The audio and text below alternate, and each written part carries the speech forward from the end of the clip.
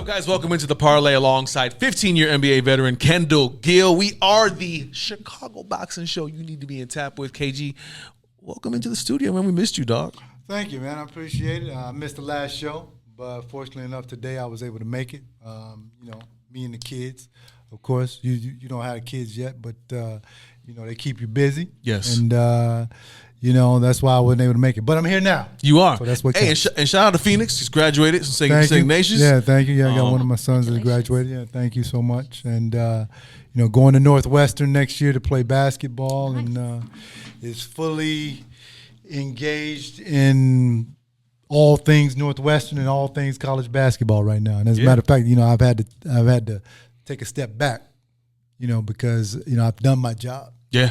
Now it's on him. Isn't that crazy, right? Yeah, that transition? Yeah, the transition is crazy. I'm going through withdrawal, but is sooner or later, you gotta let your kids go. For sure. Well, and also Coda, man. And Coda's golfing making strides. now. Yeah, now that's the one who I'm putting most of my time in now. As a matter of fact, y'all see me on with the golf gear on, so I'm headed after the show. I'm headed over there to take him to the golf course. So, I'm just trying to get college paid for, man. I'm just trying to get all these scholarships, man, done, so I don't have to pay for it. There you go. Yeah, you're doing the right thing, man. Thank you, man. I appreciate it. Well, today we do have a special guest in studio. We are honored to have Bobby Hitz, and so we were able to talk to him today in regard to his events that are upcoming this summer, and of course the sport of boxing in general and the promotion side of things. Here's that interview. All right, guys, welcome back here. We do have our special guest here on the Parlay for this episode, and of course we had to talk to the #1 promoter in Chicago. Also, by the way, I don't know if you guys knew this, but he's an actor, and I had to do some research on his acting skills, and Bobby's a guy. He's a guy. I had no clue. So Bobby Hitz from Bobby Hitz Boxing is in the building with the Parlay. Bobby, what's going on, man? How you doing? How are you, fellas? Nice to see you today. Pretty good, pretty good. So, but before we get into some boxing stuff, like this acting gig of yours, man, when did that start? It started early. I literally in 8th grade, they were having the 8th grade play. So a couple friends and myself decided, let's join the play because you got to get out of class. And then once the play came, we figured we won't do it. We'll just not do it. So we went through all the practice, got to get out of class early. It was great. Then when it came time to bail on the project, the teacher's like, you guys can't do that. Everybody's counting on you. So we had to follow through with it. And I got bit by the bug, and I took theater and whatever, and then got a few parts here and there. And then I laid off for a while because at a restaurant, I was busy, and I didn't realize the part about paying your dues. As a young person, you don't realize that, right? So then in 2012, I got approached to be on a weekly series called Mob Doctor with William Forsythe. Mm-hmm. Got to play his right-hand guy, and had a reoccurring role on that show. And, I fell in love with it again and have an agent and acting coach and just got into it. And when I was asking two great actors, William Forsythe and Michael Madsen, both guys, I asked their opinion on what I should do to further my career as an actor. And Michael Madsen said, listen, you're a natural, just be yourself and just do your thing. William Forsythe, who's a very well-traveled thespian, he's from Shakespeare onto Tough Guys, whatever he does. He's like, when you were a fighter, what did you do? I said, I went to the gym every day because you got to work at this craft. So I took his advice, hired an acting coach, and never looked back. A man of many talents. Definitely, when you do speak, I hear it. I'm like, man, this guy could be 50 characters. Like, I could already, even when I've interviewed you before, it's always that presence of like, yeah, you do this. You do something like this. And yeah, I forgot that you were an actor. Not only that, though, Bobby sings. You sing too, my guy. Yeah, that goes back. We had a band when we were kids. And, that's another thing. I love music. I love all kinds of music from rock and roll to R&B is one of my favorites. Kool and the Gang, I love them. I love AC/DC. I just went to their show. I like all kinds of music. I'm a music guy, so I love music. So, yeah. That's awesome, man. Well, just had to spotlight some of that stuff from you because some people don't know that you do that stuff. No, I didn't know that. Like even Kendall, I didn't know that. Kendall had no clue that you were. They just hear all the rumors. I'm just a mean, bad guy. I'm a boxing promoter, and I'm just the meanest guy in the world. That's what they hear. Hey, Bobby, I've never heard that about you, man. I've heard it about myself. So. Well, Bobby, man, it's a pleasure having you here on the Parlay. We obviously, love, what you do in regard to the boxing world and the community. We've talked about representation in the city of Chicago and this Midwest area with boxing in itself. You've gone through definitely a lot of loopholes, and you have to work with so many people, but you're doing it. And you've had a couple events already this year. Your schedule has been packed with boxing events per se, and the next one that's coming up it's pretty awesome is on July 19th. It's called the Outdoor Boxing Extravaganza, obviously by Bobby Hitz. Talk a little bit about that event, how it's, what you're expecting, what it's going to look like, and who's going to be in it. I never know what to expect because, boxing's so subjective and the fan base is subjective. And so we're just going to try to put together a whole host of local kids that their followings come out, because it's crazy now. Before you had boxing fans, now you have fighter fans. So it's a really different dynamic now. So I've had to reinvent myself a bunch of times, and it's become harder. It's not easier to be a boxing promoter. First of all, the loyalty factor isn't there. Guys will use your platform to catapult themselves and then give you the big middle finger when it's all said and done. So loyalty is a big missing element. And I say to myself, after going into every show, why am I doing this? And then after the show, I'm like, okay, this was great. And then everyone's like, when are you doing it again? Then I regret doing it again. So I have this fight, this inner struggle within myself as to why I continue to do this. Because when you look at the upside of it, it's a very small margin of people who actually get to make it. And so putting these events together, I'm hoping to groom that next Chicago guy, because like I tell all my fighters, look, Chicago is starving for that next superstar. Can it be you? Do you want to be that guy? Who wants to step up and take that mantle? So that's why, to me, I want to close the show on top when I'm done. Deontay Pettigrew is a guy I'm really high on. He's number 10 in the world in the WBA. And so I'm going to make a run with him. We're going to get a title fight. I can guarantee it. And then whatever happens from there, I'm putting a lot of pressure on him to continue to make me be happy about being in boxing. So Deontay has a lot of pressure on him. I've seen Deontay train. He's done a great job of improving himself over the years, and slowly working himself up in the rankings and everything. It's great that he's got a top 10 ranking. But one question I have for you, when about 15, 16 years ago, we still had major shows coming to Chicago. I think the last one we had was at Wintrust Arena when Alexander Usyk, I believe, fought on that card. What is it going to take for bigger shows to come back to Chicago in collaboration with Hitz Boxing? Well, that's the whole thing. Nobody thinks they have to collaborate. That's number one. So, and number two, there really isn't a local guy that's ready for prime time. So I've always been a big believer, like my ego, I have no ego. I don't want to be on television just to be on television, because when you do that, you cannibalize your whole program, because these kids just aren't ready yet. So I am happy being the tortoise. I am happy just eking along for 30-something years, picking my spots. But, I've had ESPN, HBO. I've done all that big stuff. So right now, after coming out of COVID, having to rebuild the program, and getting back to some semblance of a quality boxing with some consistency, it's taken 3 years to kind of get that back going again. So I'm happy with my new relationship with the Hard Rock Casino in Rockford. We had our first show there in April. It was sold out. It far exceeded my expectations. The casino couldn't have been happier. We were still watching like the last fight, and they were throwing all kinds of ideas. Let's do this next time. Let's do that next time. So the fact that there's a next time is nice, because it was good. And I think it just takes some consistency and everybody buying into it. Like when I first started 30-something years ago, my first 6 shows, I lost money. And the fact that I hung in there, and 30-some-odd years later, I'm still doing this, I have figured out a formula to make it work. But it takes everybody. In recent times, I formed a relationship with Rick Ramos, and that was very. It seemed to be. It's been very well thus far because they have that youthful enthusiasm. Him and there was another guy with him, Trinidad, but Trinidad's gone off the reservation, so I don't know what he's doing. But we stay true to the to our work at hand, and we're just going to continue to be the tortoise. I don't mind being the tortoise because we know what happens in that great fable: the hare doesn't win the race. So I'm okay being the tortoise. I'm okay with building these fighters in accordance to their ability. I'm in no hurry to get anywhere, and I try to tell these fighters, be patient. Patience is a virtue, and you don't want to put the square peg in the round hole.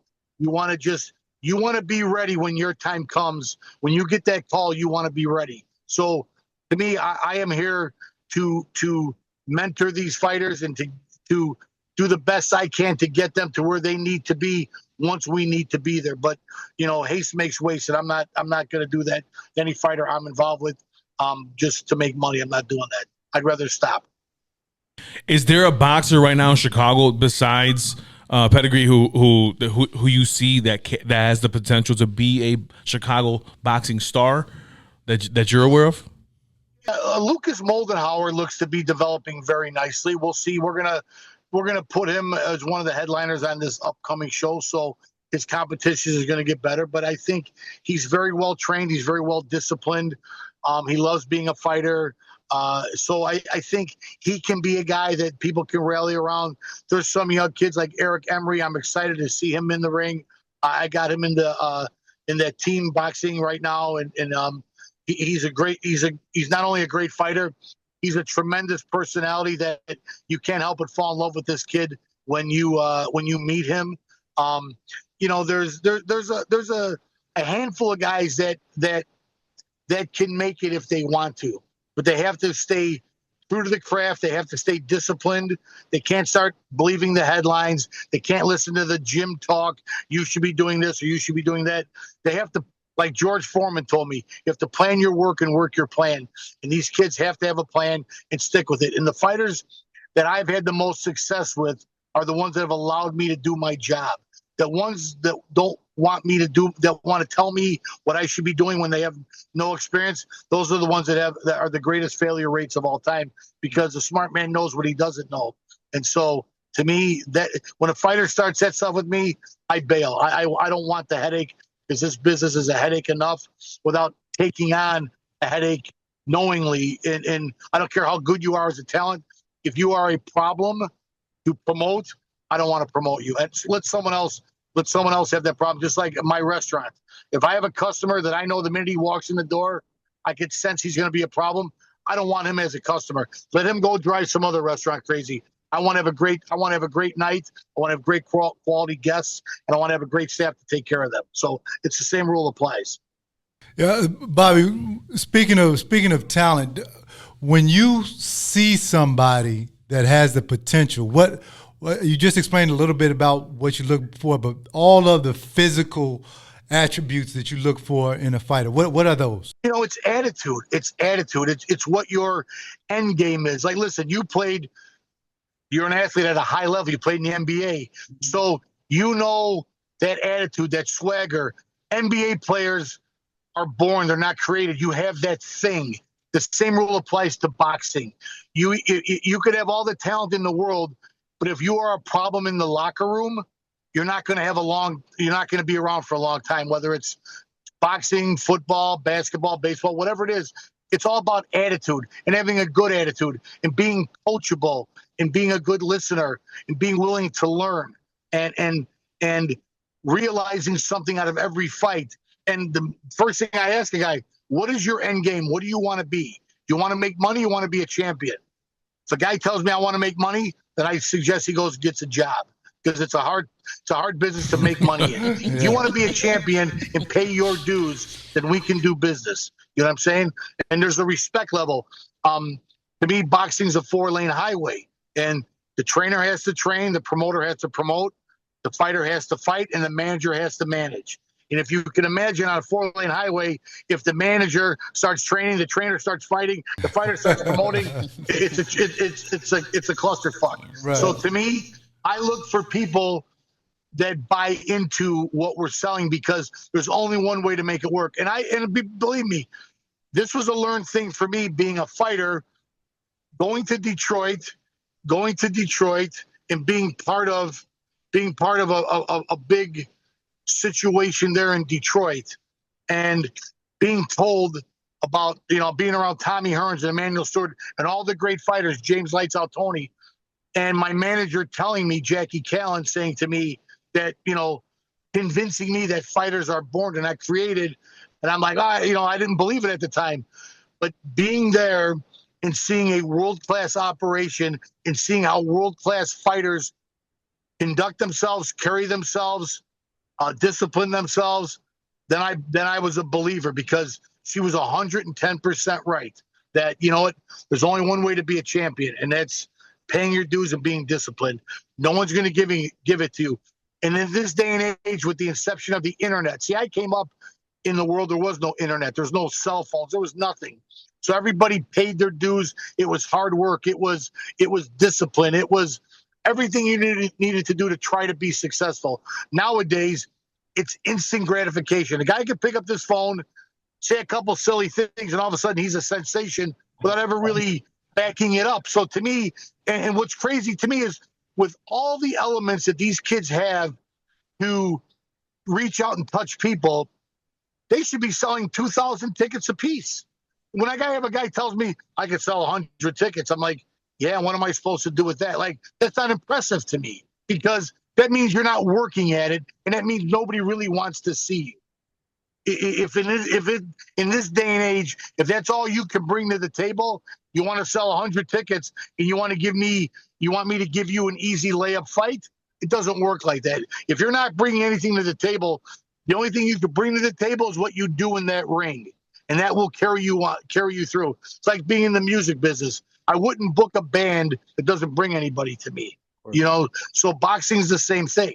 Yeah, I mean, it's a business almost at the end of the day as well. So you have to play both sides of the table, which is totally understandable. In regards to July 19th, your outdoor boxing extravaganza, what does that look like?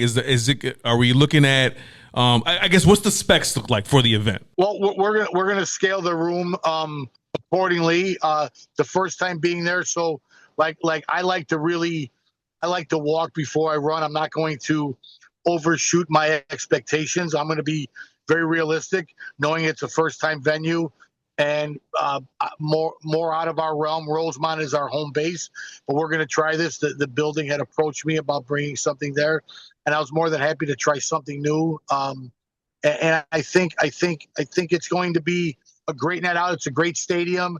The outdoor atmosphere always lends to it. The last outdoor event we did at the baseball stadium in Rosemont was great. The next time we did it, it was football weather in July, which was crazy. I would have made more money selling hoodies than I did selling tickets if I would have had them that night, if I would have planned. And being a former Cub Scout, our motto was always be prepared. I wasn't prepared for the cold weather in July, so that was a disaster. Bobby, one thing that I want to know your perspective on, and when you just talked about guys that bring people to the table so you can sell it, is this Jake Paul phenomenon. Now he's done a great job of promoting himself and also picking the right opponents. But when do you think, and he's only fought one guy to beat him, that being Tommy Fury, and we noticed that he didn't go back and rematch him. When do you think Jake Paul, he has a fight coming up with Julio Cesar Chavez Jr. When do you think he's going to fight somebody his age, on his level? And do you think his promoters think that that's too dangerous? Because if he loses again, then that train may stop. Well, it's funny you should say that. I know there was some talk about you trying to fight him, which I think would make for a great fight, because you're a super athlete. And so I got to say, Jake Paul is a lot better than people give him credit for. But what happens is the youth today that follow him weren't subjected to boxing like we were in my day. It was on ABC, NBC, and CBS every Saturday and Sunday. You saw all these great fights. It was in our face every weekend. And before that, it was. Now that it's been off network television, these young kids gravitate to YouTube and the next big thing. So Jake Paul doesn't have to really do much to get a lot.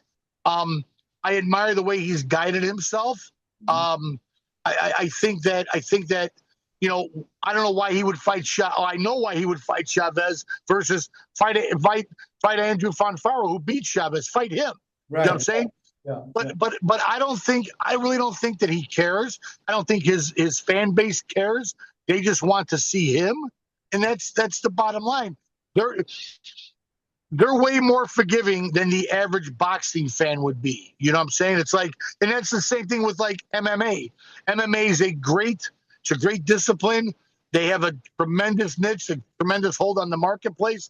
But at the end of the day, what they allow to happen can never happen in boxing. And people say, well, do you think it's, hurt boxing? I go, no. I go, it's like comparing NASCAR to Formula One racing. It's two completely different sports.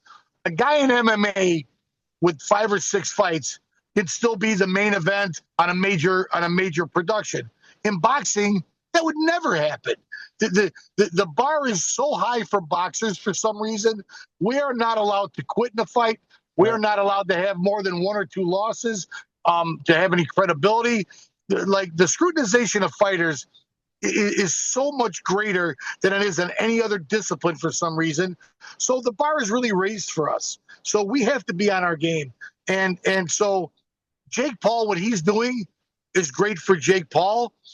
It's crazy that some of these younger kids think that that's like the guy who represents boxing. Right. But he kind of is right now, because there isn't a real fighter who's commanded that sensation type of stuff. You know what I mean? Because boxing is still a purist kind of sport, and no one's really gravitated to the circus of it. Jake Paul has brought the circus in a good way. He's brought a ton of attention on the boxing, and I applaud him and his people. But the kid's a genius. I mean, he's a literal genius. He made a living out of putting bottle rockets in his ass, chug-a-lugging Tabasco sauce, and he's a multi-millionaire for getting all the people to follow him. So, I mean, has society kind of lessened their expectations of people? I don't know. I don't know. You're giving me a lot of good bits here, Bobby. That's a great point. Great points, Bobby. Great points. It's the boxing world is crazy, and what Jake is doing, it's definitely bringing eyes to the sport in a different way that we haven't seen before. But it should be an interesting fight with Chavez Jr. I'm curious to see what happens. And I agree with Bobby. Jake Paul has gotten a lot better since he first started. I mean, and that's through consistent training, being in the gym all the time, sparring with top level fighters, things like that. You can't help but get better if you're in that environment. But there's no doubt the kid works hard. He takes boxing very serious. He's a serious competitor. You can never take that away from him. I got to watch the him and the Tyson fight with Boom Boom Mancini was our guest. We hosted a viewing at the Hard Rock Casino together, and Ray and I just kept looking at each other like we both knew what was going on being a fighter, and so it's like, I'll leave it at that. It was great. It was great choreographed entertainment. It was. Exactly. We all found out very soon. It was. I knew that going in. And the fact, what it did was it got people talking again about boxing. And the mere fact that like they were thinking that Mike is still a viable guy, was kind of refreshing, but in the same sentence, kind of sad that it's like there's not a modern day fighter that is captivating the public's interest like that anymore. Boxing is in a very confused state. And for me, being in it and having to sell it, so, you have to almost sell the sizzle, not the steak, because to get people to come back out and follow it, you have to give them something to believe in. You know what I mean? And so that's the hard part about what I do nowadays versus 30-something years ago, so it's definitely different. Bobby, can that be attributed to us not getting the big fights consistently? Like, say for instance, we're getting the upcoming Canelo and Terrence Bud Crawford fight. However, we look at Errol Spence, who's one of the top fighters in the world after his loss to Terrence Crawford. He hasn't fought since in 2 years, and that's a guy with a huge following in boxing. Yeah, he lost, but I was still, if he was going to continue to fight, I'd still like to see him be in the ring and still fight, big fights. That's the one thing about the sport that I love, boxing, is that we don't get the top level fights consistently like we should. Well, I think the problem is it's having some sort of connection. Like, I'm looking right now, and I got 40 guys I'm looking at right now. If I asked these 40 guys if they know who Terrence Crawford is, they wouldn't know him. Yeah. But if I said, do you know Boom Boom Mancini? Do you know Sugar Ray Leonard? Do you know Tommy Hearns? I guarantee more than half of them would know those names. Yeah. So that's what boxing has done to itself. No one has gone out there and become the personality of boxing except Jake Paul. And Canelo. Yeah, but to a degree, to only his market. I'm talking about the general market. I'm talking about a Muhammad Ali type guy who captivated the world. Yeah. Where's that guy at? Where is that guy at? Yeah, last one was Floyd Mayweather, and then Floyd's been retired now for a while. Right, but the thing is this: it's that here's the problem. The media doesn't cover it. Here in Chicago, we get no love at all. Where we used to get a lot of love when I first started in the business. Yeah. None of the major networks cover us, so it's like we have to put that to the side. So the mere fact that we're having success without any help at all from the media, except fellows like you doing what you're doing, we really appreciate that. But it's like the mainstream media doesn't give us a look at all. Nobody does. But when we were in Rockford, this was the refreshing part about it. Rockford is its own world. It's its own entity. They have their own ABC, NBC, CBS affiliates, Fox affiliates. And at our press conference, which I never do press conferences, because you know why? Nobody's going to come. Nobody cares. They don't care. But down there, full bank of cameras, interviews. It was gigantic. They rolled out the red carpet for us, and it was a love fest between us and them and us, the fans, the general public. People came out for the event, and they walked away completely satisfied, wanting more. And so to me, Rockford was a great place to be for us, and we're going to continue to stay in Rockford because that's the kind of place that we need to be because they got it. Here in Chicago, listen, boxing plays the redheaded stepchild to the Bulls, the Bears, the Cubs, the White Sox, even the White Sox. You know what I mean? It's like we play, behind them. Boxing is the last thing that people think about, and we are successful in spite of all of that. So to me, like I said, the tortoise in the hare will be the tortoise, and hopefully it will reinvent itself and turn itself around, and we'll get someone in the media that actually likes boxing. But think about all these sportscasters. Most of them are so young, they never were exposed to it. Luke Canellis is probably the only guy that gets and understands what goes on still. Outside of that, everybody else, Ryan Cheverini is a boxing fan too.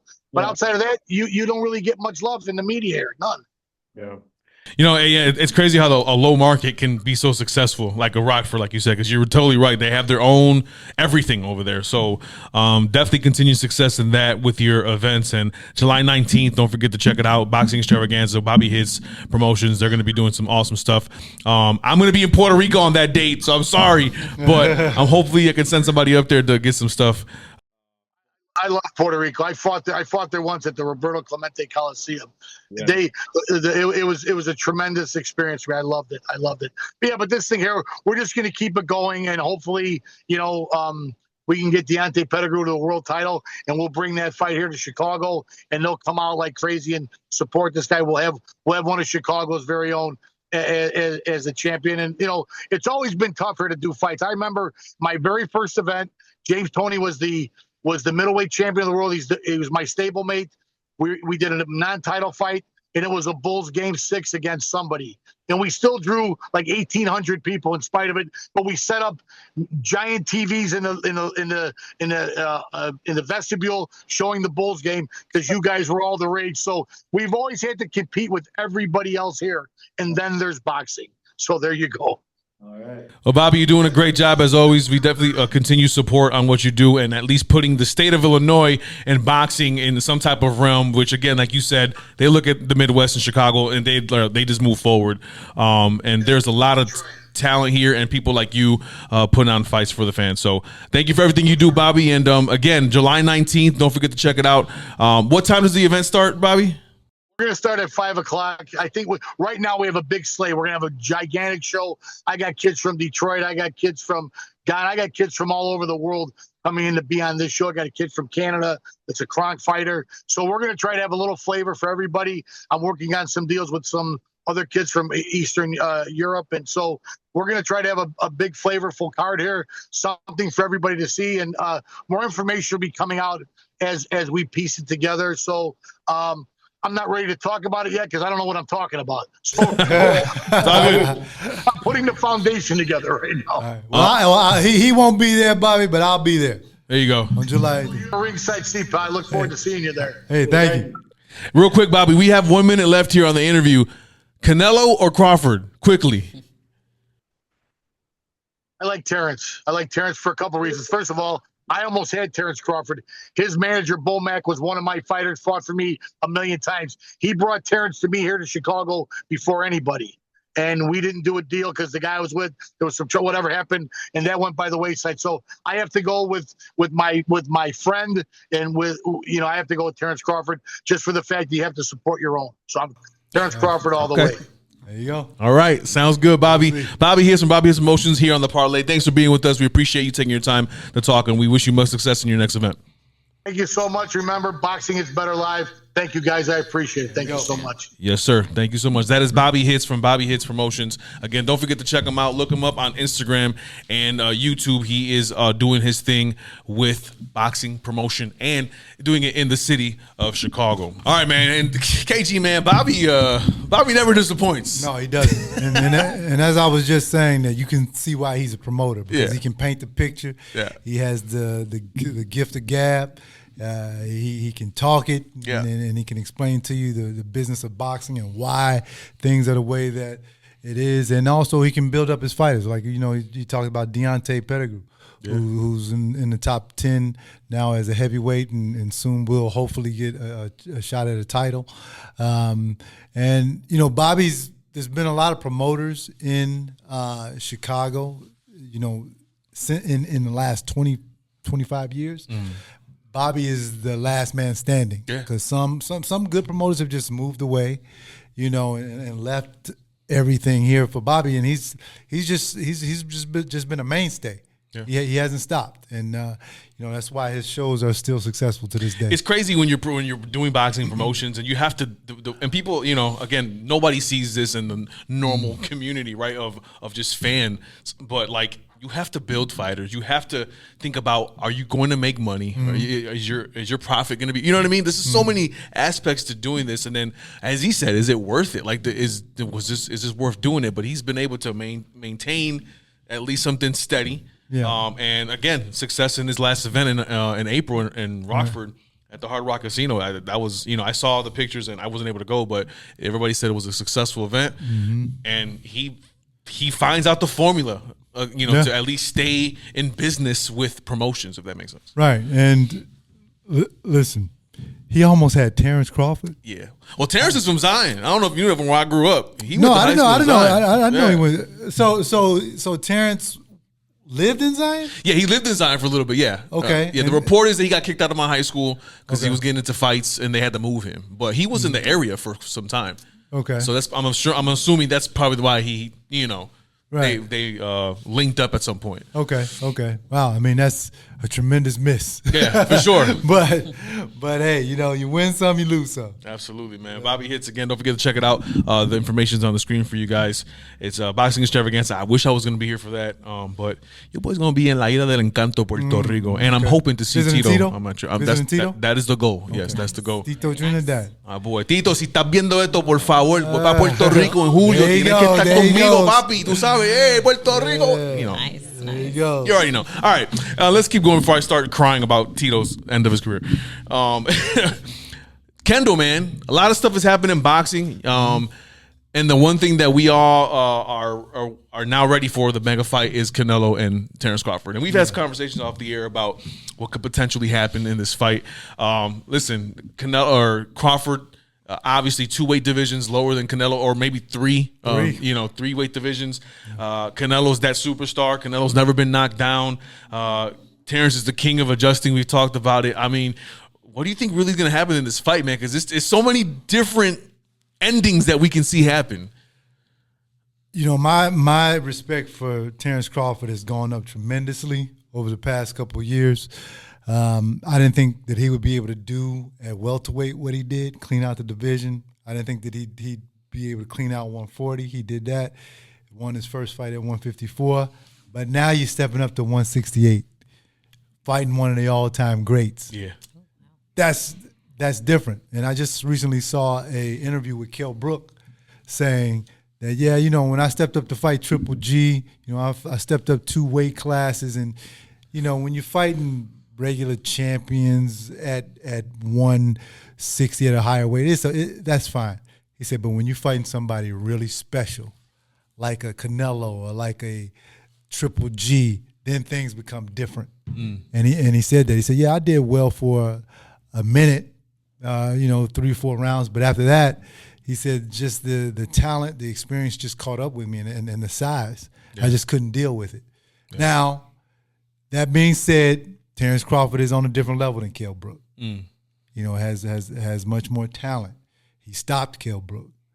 So, and when I saw the 2 after Canelo's last fight, Terrence actually taller than him. And here's the thing. A lot of people don't understand what Terrence Crawford's, what a big part of his number one asset is. Do you know he has a 74-inch reach? Floyd Mayweather has a 73-inch reach. Wow. Okay?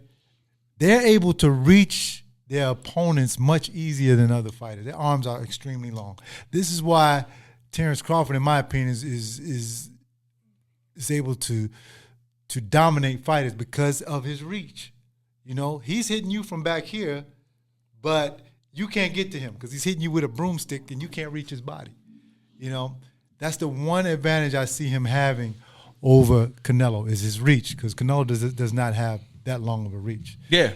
Now, that being said, it's still Canelo. He has the head movement. He's going to walk you down. He's never been knocked down by much bigger fighters than Terrence Crawford, Bivol, the Kovalev, all of these, Liam Smith, I believe that's his name. Much bigger guys have not been able to drop Canelo, and that's going to be the hard part for Terrence Crawford. Will he be the weight, and will he be able to take the pressure that Canelo's going to put on him? And even Edgar Berlanga, who, I mean, obviously not the skill set of Canelo, but he was a big guy knocking people out in rounds 1 and 2. Canelo made that look almost easy. Munguia. It's very interesting. It's going to be a good fight, and I want to see when it gets to the middle of the ring what Terrence is going to do. Is he going to sit there and do that with Canelo, or is he going to start moving around, which is predictable. I think he's going to start using the ring to his advantage, but how does Canelo adapt to that? There's like 40 storylines that can happen in this fight with a guy who's so skilled like Crawford, but a man who's so talented like Canelo. Yeah, which Terrence can move. A lot of people think, well, he doesn't move like Floyd. I saw somebody say that. He doesn't move like Floyd. Yeah, he can move like Floyd if he wants to, if it's necessary. And he's fast. He's quick. He's fast. He's defensively, he's a lot better than people think he is. Yeah. His IQ is a lot higher than people think he is. Sure. Thinks his IQ is. One of his better punches that people don't understand is his left uppercut when he's fighting southpaw. His left uppercut to the body is vicious. I mean, he used it on Errol Spence. He used it on a number of fighters.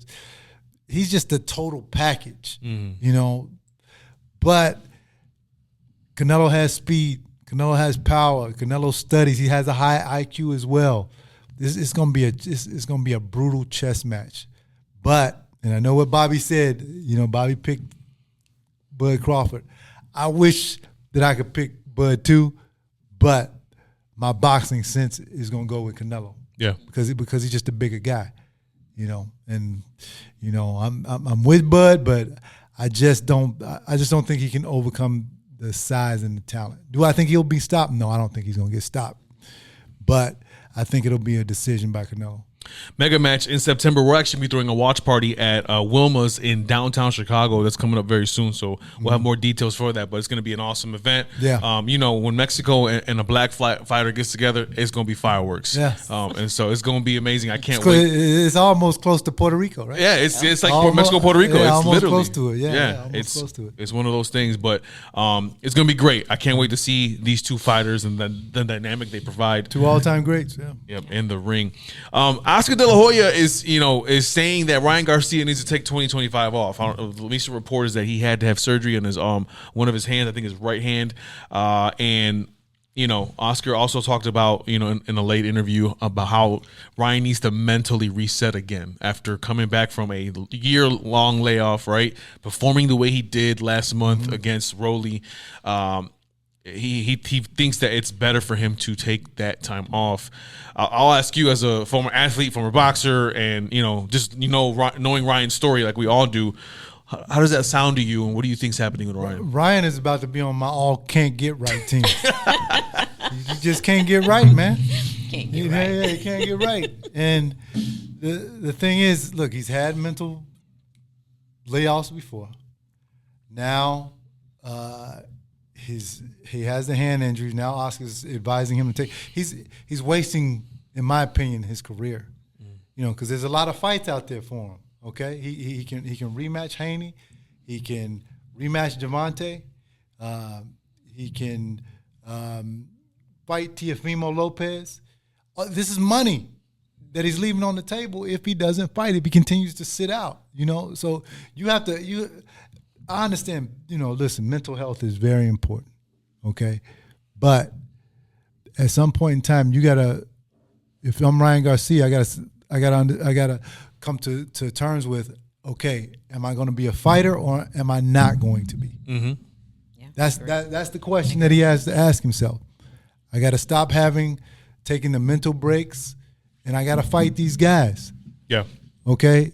One for legacy, and then two for the money. Because look, he could be a poster boy, the golden boy. Okay, yeah. He could be. All right, he's got talent. Well, that's the thing, Oscar. I mean, in his career, battled a whole bunch of mental issues as well, right? And went through a lot. And so, you know, I think Oscar's seeing the hole he can, you know, dive into and be lost, right? He could just Oscar kept fighting.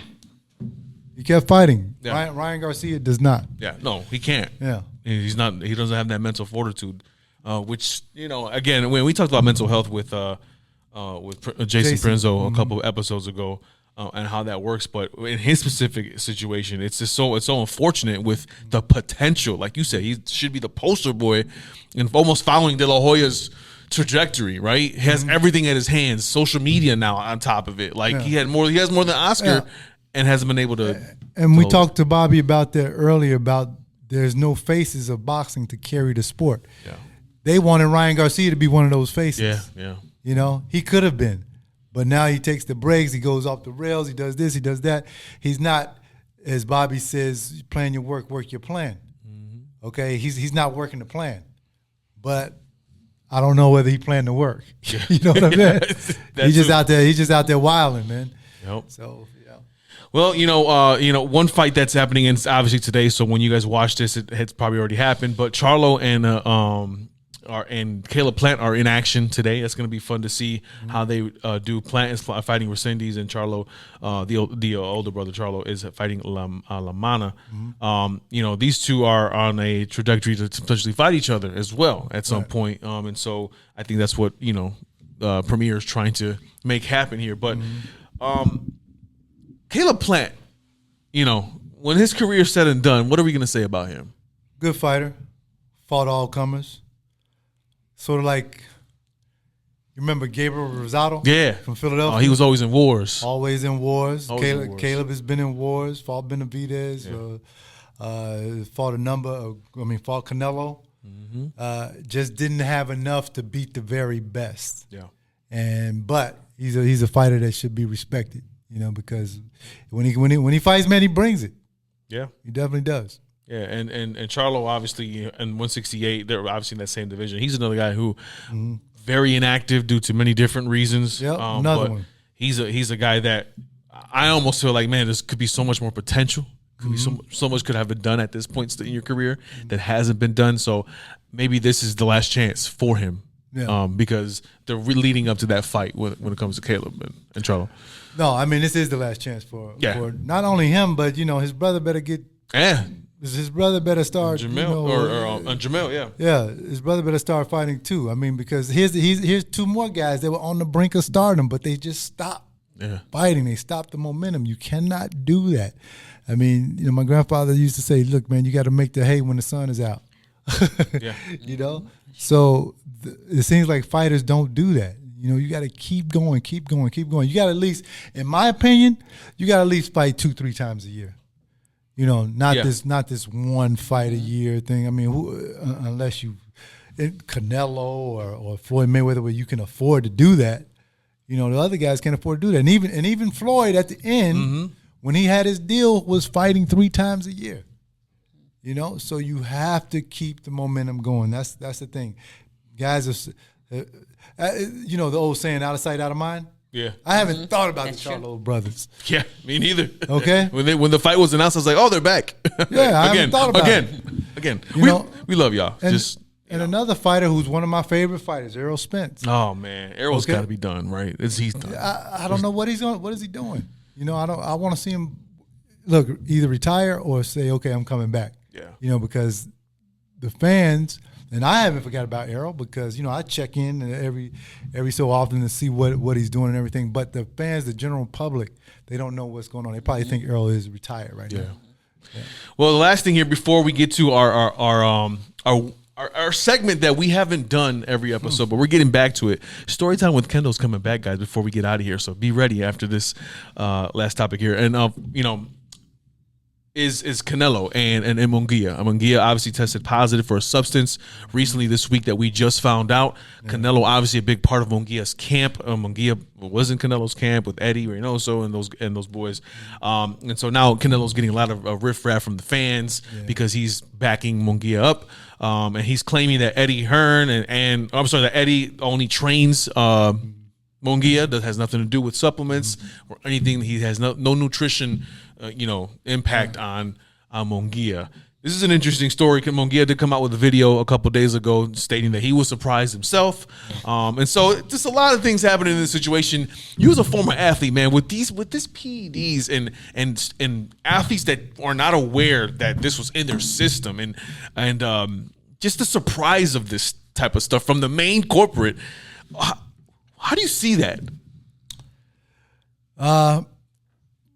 It's a tough question. I know it's a tough question, but you got to understand that first of all, Eddie Reynoso trainers have nothing to do with your diet or the nutrition or what you're putting inside your body. They don't have any say so in that.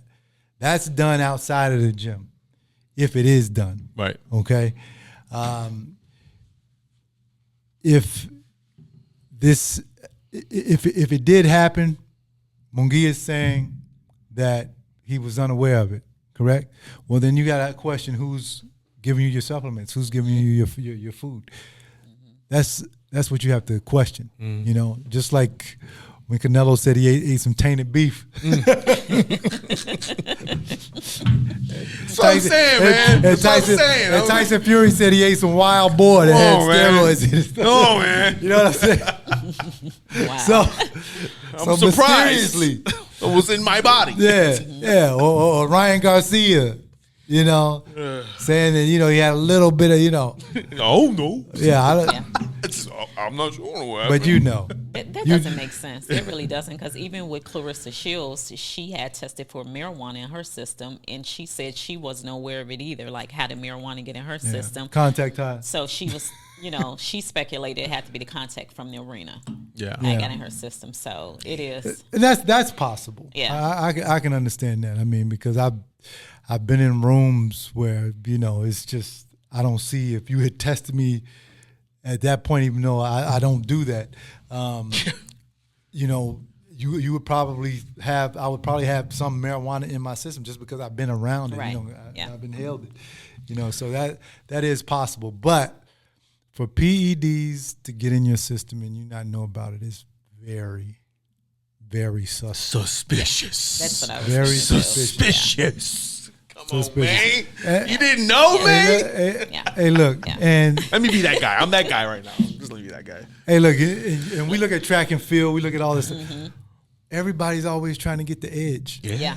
Right? And if they could have somebody come to them and say, listen, I found this thing, this new thing, it's undetectable, but then you get caught, and you're going to think about taking it because you see that guy, you say, I know he's on something. I know he's on something. He wasn't like that last month or last year. It's a little different. So now that puts the pressure on you to say, if I want to win, if I want to get the money, I got to do it too.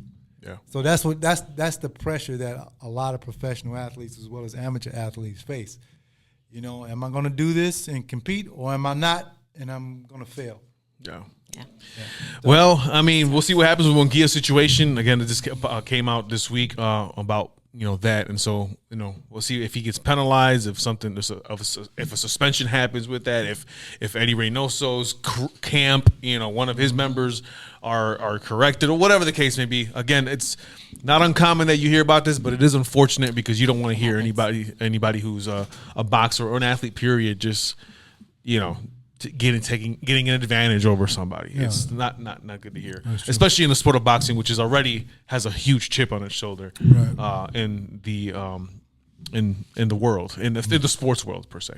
So, but with that said, this was a pretty decent show. It was, but it's not over yet, because what we got coming up next is, and you guys probably saw somebody on camera you've never seen before. We have a student from Illinois Media School who's about to graduate, by the way, so shout out to you, LaShawn, who's in the building. We appreciate you for joining us today, and she's going to be introducing. Yeah, give it up.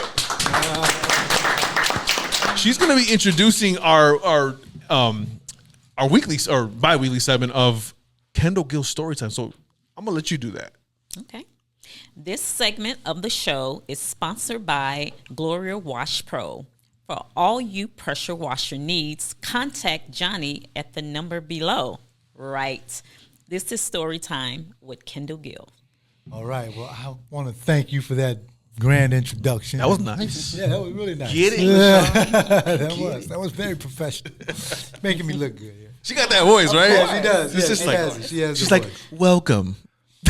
Well, let me see. With story time today, I'll tell you a story about Bobby Knight. Bobby Knight, and you know this story, Tilo. I told you before, but yes. But we played the Indiana Hoosiers my senior year in college. Okay, it was the last game of the season. Okay, and we played them at Alumni Hall on the campus of University, Indiana University, and that place was the gym I love to play in the most out of all other arenas in the Big Ten. I like that one the most. Okay, but it just so happened that I was chasing the Big Ten scoring title that day, and a friend of mine called me up in the hotel room, and back then we didn't have cell phones or anything like that. You had to get us on the phone, and he called me up and he says, "Hey man, Willie Burton played for the University of Minnesota.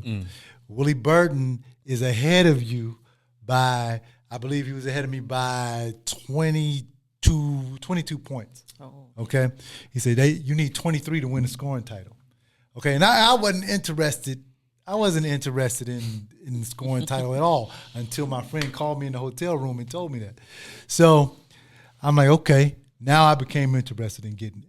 All right, so we're playing the game and everything, and I could tell that the Indiana Hoosiers must have known because they were double teaming me. They were being physical with me, and everything. But it didn't matter. I mean, you know, I was kind of used to that, and so at the end of the game, I had just been named to the All-American team the week before. So at the end of the game, it came down. I had 21 points at the end of the game, right? So my coach, Lou Henson, calls a timeout and says, hey guys, Kendall needs 2 points to win the Big Ten scoring title. Yeah. Everything, we got to get him the basketball. Right? So he needs 2 points. 2 points. So it was only like maybe 30, 40 seconds left in the game. And my mom and dad sitting behind the bench, they came over from Illinois to Bloomington to see my last college game. And my dad was talking about, you need two.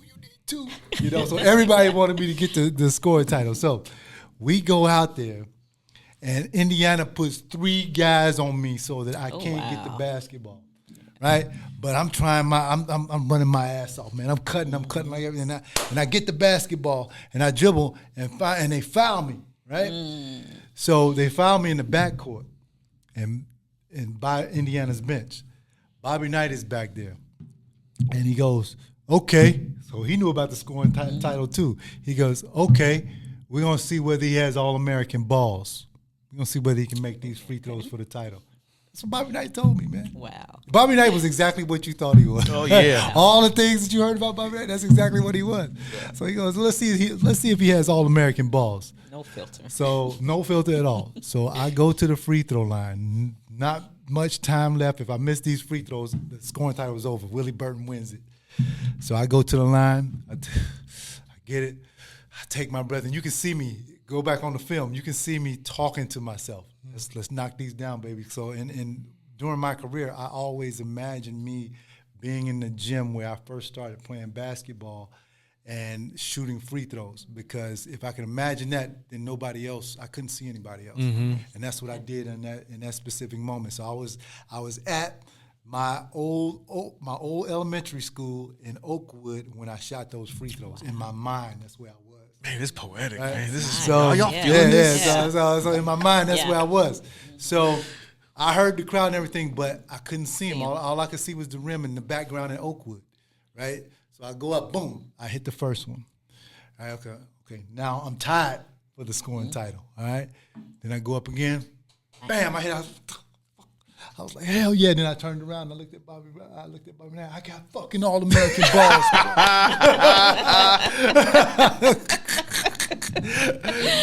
I got him. So I win the scoring title, the Big Ten scoring title, and for 1990. And, you know, I go off, and, you know, later on I get drafted by the Charlotte Hornets that year. But, you know, those were the hardest free throws I ever had to take. But, you know, me going back and going through my routine, you know, me being in that gym where I started playing basketball at Oakwood, it totally helped me in that moment, because had I not been able to go to that moment in my mind, I probably would have missed those free throws. Yeah. So. You inspired, LaShawn? I am. And it just takes you back to you have to mentally just drown all the noise out that's around you. No, and just to go back to your childhood where it all began, I mean, that's just an amazing story. It really is. Yeah, true story. Yeah. So, Kendall, tell us why did you love playing at Indiana Stadium? I love playing there because the crowd was up on you. I don't like, most basketball players don't like when the crowd is like far away, like in the domes you see during the Final Four and things like that. They really don't like playing in those places, because the depth perception is different. And when you're playing with people up on you, it feels like you're in a small gym. Even though Alumni Hall holds maybe 15, 16,000, it still feels like, a regular gym that you could walk into. And also the floor is bouncy. Back then I had a 40-inch vertical jump, but I felt like I was jumping 48 whenever I was in that gym. And it was Bobby Knight. It was the red and white warm-ups that they wore. Just Indiana basketball, the picket fence. What was that? What was that movie that they made about Indiana basketball? Hoosiers. And, all of that stuff, that place is nostalgic. It has a lot of history. They won national championships. Isaiah Thomas there, Quinn Buckner, those guys are from Chicago. So, I always loved playing against them. And they were our rivals at the time until Michigan became our rivals for beating us in the Final Four. Yeah, and we always enjoy story time. Thank you for providing that. You're welcome, that man. laugh, Got a lot of more. I got inspired. I'm inspired. The Parley is sponsored by 60/40 Club. Don't forget, check out Kendall Gill's workout regimen. Kendall is out there. He's back. We've seen it. He's on. It's on his story.